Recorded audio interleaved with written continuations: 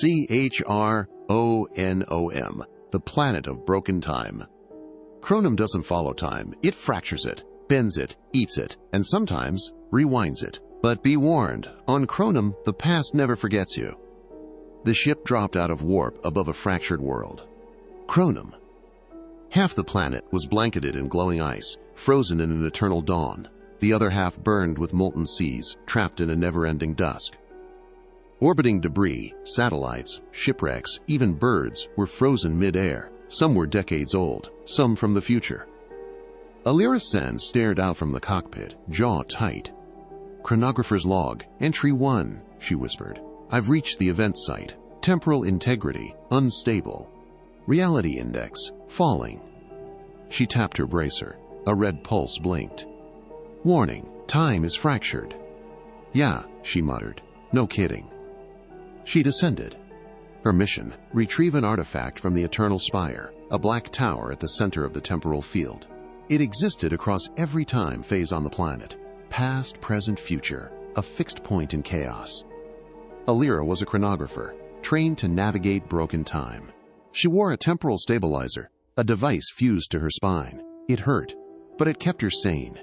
The spire rose before her, impossibly tall. As she approached, her visor blinked. "You have been here before." "No," she said, but her hands shook. The doors opened on their own. Inside, the halls flickered, sometimes ruins, sometimes pristine, sometimes overgrown with vines. Time shifted with each step. And then she heard her own voice echoing. Not now, not past, but future. "Alira," the voice said, "don't trust the spire." It was unmistakably hers. Older, worn, afraid. "Why am I here?" Alira whispered. The walls flickered, showing her a memory. Not hers, not exactly. A woman like her, wearing the same gear, dying in the same hall. A loop. She'd been sent to recover an artifact that controlled time itself, the Chronoseed. But every version of her had failed. Trapped in different timelines. Some mad, some dead.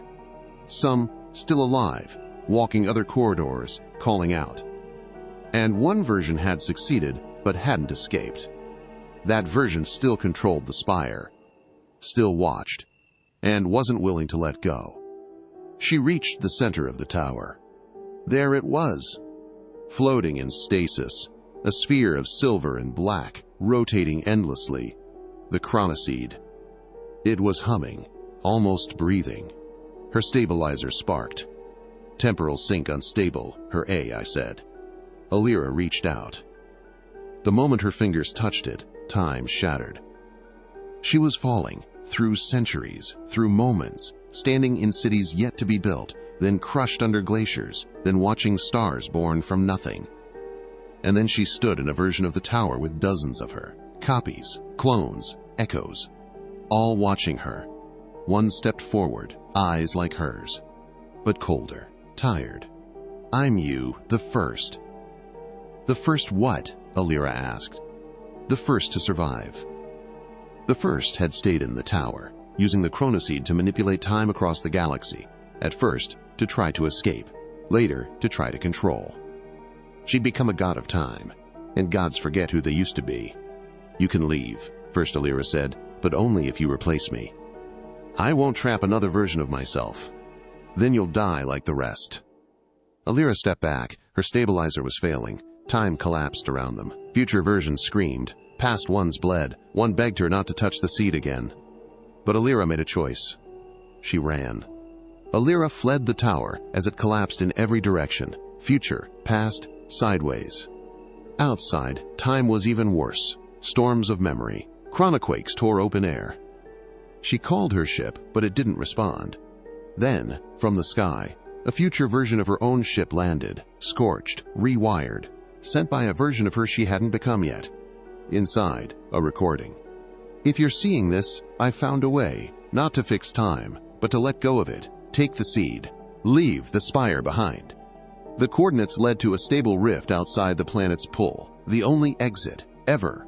But she only had seconds. The spire screamed behind her, collapsing across timelines. She clutched the Chronoseed and leapt into the rift. Alira awoke on a cold moon, far from Chronom. Her stabilizer was gone. The seed was inert. But her mind was her own. She'd broken the loop. Chronom now spun silently in the distance, still fractured, still bleeding time. But the tower was gone, and the echoes had stopped.